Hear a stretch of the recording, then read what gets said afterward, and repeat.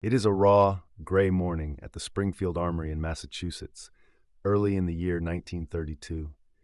Inside a brick workshop that smells of gun oil and cold steel, a quiet, balding man bends over a workbench. His name is John Cantius Garand. He speaks with the soft accent of French Canada. He has spent more than a decade of his life chasing a single dream, a rifle that loads itself, that fires as fast as a soldier can pull the trigger, that could change the very nature of war. And on this morning, he has won. His rifle has beaten every rival. The Infantry Board has tested it, the Cavalry Board has tested it, the Combined Services Board has tested it. One by one, the verdicts have come back the same. Garand's design is the finest semi-automatic rifle in America. The recommendation has already been written. Production is about to begin. And then, from Washington, comes a single piece of paper. One man has read the reports. One man has looked at the years of testing, the boards, the votes, the unanimous approval of the experts, and one man has decided that all of them are wrong. His name is Douglas MacArthur. He is the Chief of Staff of the United States Army, and with one stroke of his pen, he is about to overrule every expert in the building and send John Garand's masterpiece back to the drawing board. What happened next would decide the rifle that millions of American soldiers would carry into the bloodiest war in human history. This is the story of that decision. Before we go further, if you love the real history behind the weapons that shaped America, take a moment to subscribe to this channel. We bring you the true stories, carefully verified, that you won't hear anywhere else. Now, let's go back to the beginning. To understand that gray morning in 1932, you have to go back to the trenches of the First World War. When American doughboys went over the top in 1918, they carried the Springfield Model 1903, a bolt-action rifle. It was accurate, it was reliable, it was beautifully made, but it was slow. After every single shot, the soldier had to lift his hand from the trigger, work the bolt by hand, eject the spent casing, chamber a new round, and only then fire again. A trained man could manage perhaps 15 aimed shots in a minute. Against massed infantry, against the machine guns of a modern army, that was not enough. The men who studied the war afterward understood something profound. The next great leap in infantry firepower would not come from a better bolt-action rifle. It would come from a rifle that worked the action by itself, a rifle that harnessed the energy of its own firing to eject, reload, and ready the next shot, automatically, a semi-automatic rifle. One trigger pull, one bullet, and the weapon prepared itself for the next, again and again, until the magazine ran dry. The idea was not new. The United States Army had been dreaming of such a weapon since the turn of the century. But the dream and the reality were separated by an enormous technical wall, and that wall was the cartridge itself. The standard American rifle round was the .32-06 Springfield. It was a powerful cartridge, designed for long range and brutal stopping power. But that power came at a cost. The pressures it generated inside a rifle were ferocious. Building a self-loading mechanism that could tame those pressures over and over without jamming, without shaking itself to pieces, was beyond the technology of the age. So the Army's ordnance experts reached for a clever solution. If the big cartridge was the problem, then change the cartridge. Out of the Springfield Armory and the mind of a brilliant designer named John Pedersen came a new round. They called it the .276 Pedersen. It fired a smaller bullet, around 7 millimeters across. It was shorter, it was lighter, it generated far less pressure than the mighty .30-06. And that gentler nature made all the difference. A semi-automatic rifle built around the .276 could be lighter, simpler, and more reliable than anything chambered for the old war round. There was another advantage, and it was a powerful one. Because the cartridges were smaller and lighter, a soldier could carry more of them. The studies coming out of the First World War had warned the Army about the crushing weight a man carried into battle. The .276 promised more bullets for the same load on a soldier's back. And when the Army tested the round's killing power against the old .32-06, the results suggested the smaller bullet was nearly as lethal as its heavier ancestor. On paper, the .276 looked like the future. Now, two men stood at the center of this story, and they could hardly have been more different. John Pedersen was a star. He was charismatic, confident, a salesman as gifted as he was as an engineer. Within the Army's ordnance world, he was treated almost like royalty. His rifle used a complex, elegant mechanism, and for a time, it looked all but certain that the Pedersen rifle and the Paterson cartridge would become the new standard arm of the United States. John Garand was the opposite of a star. He was a humble civil servant, an immigrant from Quebec who had come to America, become a citizen, and gone to work at the Springfield Armory for a modest government salary. He sought no royalties. He sought no fame.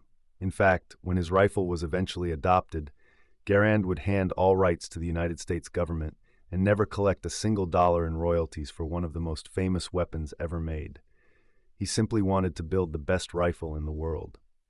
Through the late 1920s, these two men and their rival designs were tested again and again, at Fort Benning, at Springfield, by board after board. Other designs came and went. Thompson, Colt, foreign entries from Europe. But again and again it came down to the two Springfield men, Pedersen and Garand. And then John Paterson made a fateful mistake. Confident that his design would win, certain that no one could out-engineer him, Paterson turned his attention overseas. At the very end of the 1920s, during a critical stretch of testing, he left the United States and sailed for Britain.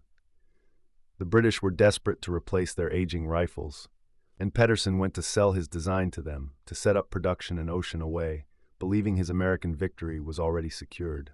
It was a catastrophic miscalculation. By leaving, Pedersen wounded his own cause twice over.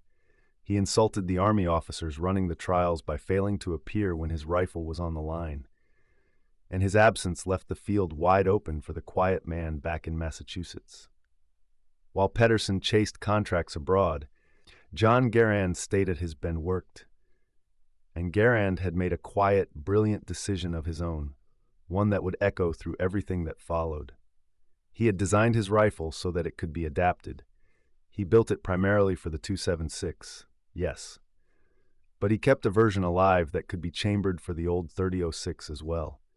He hedged. He left a door open. While the rest of the world assumed the future belonged to the smaller cartridge, Garand quietly made sure his rifle could survive in either world. By early 1931, the trials reached their climax. 20 of Garand's .276 rifles were built in the Armory's model shop and put through their paces against Pedersen's design. The result was decisive. Garand's rifle was the clear winner. The boards were impressed. The momentum was unstoppable. In January of 1932, a meeting recommended exactly what the experts had been building toward for years: adopt the .276 caliber and begin production of Garand's rifle. The decision seemed final. After more than a decade, America was about to get its self-loading rifle, chambered for its sleek new cartridge. The future had arrived, or so everyone believed. Because sitting in Washington, in the office of the Chief of Staff of the United States Army, was a man who did not see the future the way the engineers did. He saw something else. He saw the ledger. He saw the warehouses. He saw the cost. Douglas MacArthur was not a man easily moved by the enthusiasm of committees. When the recommendation to adopt the .276 reached his desk, MacArthur looked past the trial results and asked the questions that the ballistics experts had not been weighing heavily enough. What about the millions upon millions of rounds of .30-06 ammunition the United States already owned? Vast stockpiles left over from the First World War, sitting in arsenals across the country. Adopt the .276, and all of it became useless for the new rifle. And the ammunition was only the beginning. The Browning automatic rifle, the bar, fired the .30-06. The Browning machine guns that anchored American infantry firepower, the heavy and the light, fired the .30-06. If the standard rifle switched to a brand new 7mm cartridge, the Army would be feeding two completely different calibers into the same squad, the same platoon, the same supply line.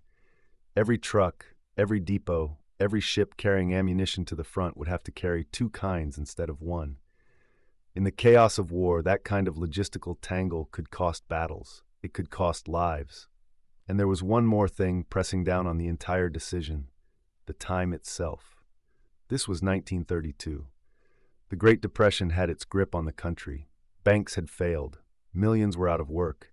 and in Washington, Congress was slashing the military budget to the bone. There was barely money to keep the existing army fed and trained, let alone money to retool the nation's entire ammunition industry around a new cartridge, scrap the old stockpiles, and rebarrel every automatic weapon in the inventory. The dream of the 276 was elegant. It was also, in the eyes of the Chief of Staff, a luxury the United States simply could not afford. So MacArthur made his choice. It came at the cruelest possible moment for John Garand. The very day after his improved rifle had passed yet another successful test, the order came down from the top. The Chief of Staff personally disapproved any change of caliber. The decision was absolute. In late February of 1932, the word went out through official channels. All work on the 276 rifle and the 276 ammunition was to cease immediately and completely. Every resource was to be turned toward one goal, making the new rifle work with the old, powerful, stockpiled .30-06 cartridge. In a single decision, the Chief of Staff overruled the boards, overruled the engineers, and erased years of momentum behind the smaller round. The experts had spoken, and one man had told them no. Now, we should be honest about what this decision cost, because the truth is more interesting than a simple tale of a wise general. By forcing the rifle back to the .30-06, MacArthur gave up real advantages. The lighter cartridge would have let soldiers carry more rounds, and there was a price paid in the rifle itself. The .276 version had been designed to hold 10 rounds in its clip. The .30-06 version that finally emerged would hold only 8. The men who had championed the smaller round were not fools. They had science and trial results on their side. But MacArthur was weighing something the trials could not measure on a firing range. He was weighing the entire war machine of the United States, the ammunition already made, the weapons already in service, the money that did not exist, the supply lines of a future conflict no one could yet see. And on that scale, the answer was clear to him. One rifle, one cartridge, the one America already had by the millions. For John Garand, it meant going back to work. Again. He had given the better part of a decade to this rifle, and now he had to make it do something the experts had once believed nearly impossible: tame the brutal .30-06 in a reliable, mass-producible, self-loading rifle. But Garand, the patient immigrant who had quietly kept a .30 caliber version alive all along, was ready for exactly this moment. The door he had left open years before now saved the entire program. It took years more of refinement. But the rifle came together. And on the 9th of January 1936, 4 years after MacArthur's order, the United States Army formally standardized it. They called it the U.S. Rifle, caliber .30 M1. The world would come to know it by another name, the name of the humble man who built it. The Garand. It was the first semi-automatic rifle ever issued as the standard weapon of a major army anywhere on Earth. While the soldiers of Germany, Japan, and Britain still worked the bolts of their rifles by hand, the American infantrymen would soon carry a weapon that loaded itself. And here is where the full weight of MacArthur's stubborn order finally reveals itself. When the M1 first rolled out of Springfield in the late 1930s, production was painfully slow, just a handful of rifles a day. But the foundation MacArthur had insisted upon was rock solid. Because the rifle fired the same cartridge the entire army already used, there was no need to rebuild the nation's ammunition industry from scratch. There was no second caliber to manage, no supply nightmare waiting in the wings. When the storm finally broke, when Pearl Harbor burned and America was hurled into a world war, the factories could pour their energy into building rifles, not reinventing the bullets to feed them. And build them they did. Output climbed from a trickle to a flood. Hundreds of rifles a day, then thousands. By the height of the war, Springfield Armory alone was turning out thousands of M1 Garands every single day. More than 5 million would be made before it was over. Every one of them fed by the same .30-06 cartridge that rolled off the same production lines feeding the bars and the Browning machine guns beside them. One caliber, one supply chain. Exactly as the Chief of Staff had demanded a decade before. On the battlefields of the world, the consequences were devastating for the enemy. In the hedgerows of Normandy, in the frozen forests of the Ardennes, on the black volcanic sand of the Pacific Islands, American riflemen could put round after round downrange while their opponents fumbled with their bolts. The difference in firepower was enormous. One general who understood firepower better than almost anyone, George S. Patton, called the M1 Garand the greatest battle implement ever devised. Think about that phrase. The greatest battle implement ever devised. And it carried the cartridge that MacArthur had insisted upon, over the objections of every board that had tested the rifle. It is one of the great ironies of military history. The experts, the engineers, the testing boards, by every measure they could put on paper, they had chosen the 256. And they were overruled by one man who was not an engineer at all, a man weighing budgets and warehouses and the cold arithmetic of a nation that could not afford to start over. History rendered its verdict on the battlefields of the Second World War, and history sided with the stubborn general. Now, this is where the story usually goes wrong in the telling. You will hear it said that General George Marshall, the great organizer of American victory, chose the M1 Garand. It is a tidy story. It is also not true. Marshall did not become Army Chief of Staff until September of 1939, more than 3 years after the M1 was already standardized, the caliber question long since settled. The rifle Marshall would arm his millions of soldiers with had already been shaped by another hand entirely. The man who made the decision that defined the M1 Garand was Douglas MacArthur, and he made it in 1932, in the depths of the Depression, with a stroke of his pen. It is worth pausing on the quiet figure at the center of it all. John Garand never grew rich from his rifle. He had signed away his rights to his country, asking nothing in return. He kept working at the Springfield Armory for decades, a soft-spoken man who had given his nation one of the most important weapons it would ever wield, and who walked past his own legend every day on the way to his workbench. Without his foresight, his quiet decision to keep a .30 caliber version alive when the whole world bet on the smaller round, MacArthur's order might have killed the program instead of shaping it. The general gave the command, but it was Garand who made it possible to obey. Two men, then, stand behind the rifle that armed the American soldier through the Second World War and Korea. One was a celebrated 5-star personality who never doubted his own judgment, who looked past the experts and bet the future of American infantry on the cartridge his country already owned. The other was a humble immigrant who asked for nothing, who built a masterpiece, and then rebuilt it when he was told to start over. The rifle that armed a generation of Americans almost wasn't, not in the form we remember. It was nearly born as a sleeker, smaller caliber weapon that history has all but forgotten. It survived because one stubborn general refused to let go of the past, and because one patient inventor had quietly prepared for that very moment.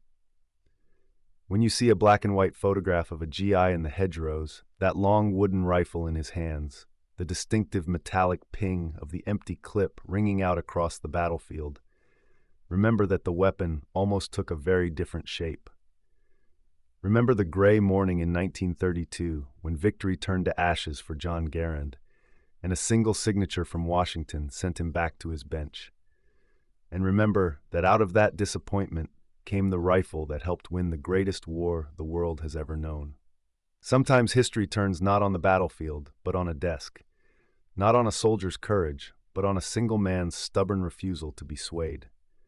The M1 Garand was forged in steel at Springfield, but it was decided in ink in Washington by a general who never fired it in anger, and who turned out, against every expert in the room, to be right. If this story moved you, and if you believe these voices from history deserve to be remembered, do 3 things before you go. Subscribe to this channel so you never miss a story. Give this video a like so others can find it too. And tap the notification bell so the next time we open the pages of history, you'll be right here with us. Until then, thank you for watching and thank you for remembering.